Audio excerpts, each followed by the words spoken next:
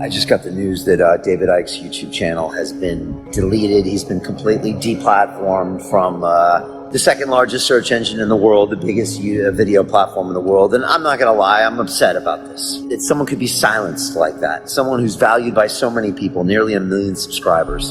Are those million people bad people? Are they stupid people? Are their heads being filled with toxic information? No, they're just like you and me, who want to listen to someone with an alternative point of view. And yet now, these trillion-dollar technology companies that hide behind their community guidelines now have, that they treat subjectively, coincidentally enough, have banned him within 24 hours, Facebook and now YouTube. So if they really do have community policies that they enforce independently, then why would they do that within 24 hours? What, they both finally got together and then just happened to decide basically on the same day? No. It's because they are kowtowing to public pressure, because there's people out there and these wannabe hate police that are calling David all sorts of things that aren't true. They're calling him anti-Semitic, which is not true. He's addressed that multiple times on our show. They're calling him all these other things, which is just not true. He's a great man, and he brings an incredible perspective, and he is an asset to this world. And now he's been silenced because these companies are feeling pressured, because this whole world has turned into a politically correct environment. And so everyone is being coddled right now. They are being pressured by organizations with letters behind them that make them sound important, and they're not. Now, does it matter to you that he's been deplatformed? Now, you'll get over it.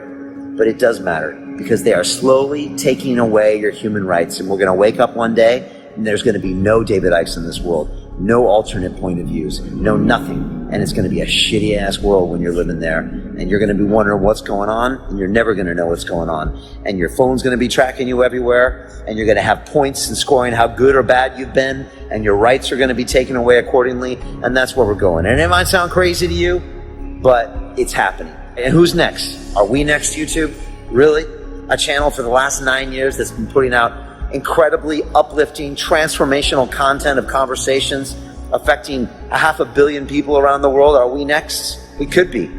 I spoke to Icke, had no strikes against him on YouTube, no strikes. They're supposed to give you a strike first, and a second strike, and a third strike. No strikes.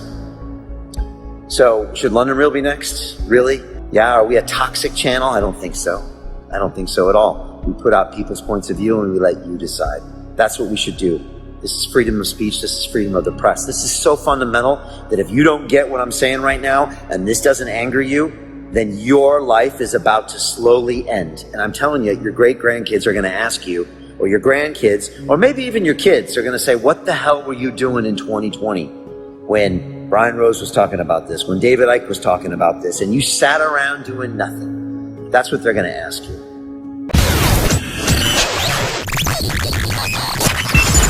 The world they want to take us into, and we are going into, unless we wake up, is so fantastically different from the world we've known that they have a big problem with that chasm. So I'm not saying this is about the Matrix, possibly, but I'm not saying it for sure, but I am saying it for sure about this stream of movies, year after year after year after year, that are portraying the very dystopian machine-controlled society that they want to take us into. Because it's called preemptive programming. What they're doing is systematically making us subconsciously, consciously too more and more, but subconsciously familiar with that world. So that as it comes in for real, it's less of a chasm, it's less of a shock, because we're being prepared for it. Because it's all a mind game, it's all a perception game. The whole thing is a perception game. So what Morpheus did in the Matrix movie is he held up a battery and he said, basically, the machines have turned human into one of these, which is an energy source. And you remember the scenes in the Matrix of the babies and having their energy trawled? If you look at common themes of ancient cultures and of people I've spoken to on the inside of the system, particularly in America, there is a common theme that these entities feed off human low vibrational energy. Because of a perceptual state is a frequency.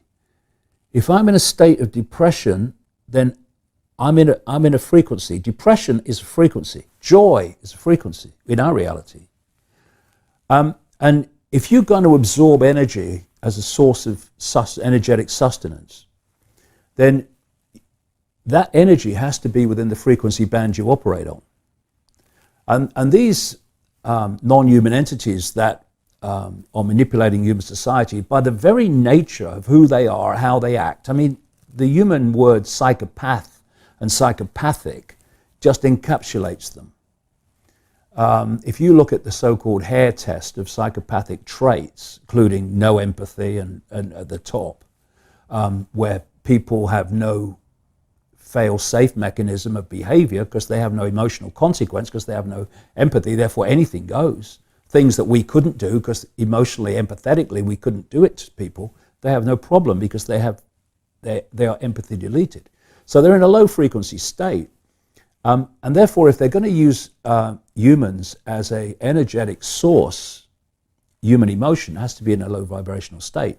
So they've set up a human society to generate maximum fear, low vibrational state, anxiety, depression, conflict, and all these low vibrational emotional states, fear of the future, regret of the past, resentment, all these low vibrational states, and they feed off them. They feed off them, just like Morpheus was talking about. They've turned humans into one of these. So we are an energy source to them. And the idea is to get humans controlled by artificial intelligence so that they completely control our perceptual state. Is that the final plan? Yes. Then they're done if they do that right. And yes, because then they've got complete control. They will then be able, through artificial intelligence, to dictate the human frequency and be able to feed off it. And without anything like the same amount of manipulation it's taken this far. See, so if you have a war, even fear of a war, anxiety, a war itself, it's an energetic explosion of low vibrational energy.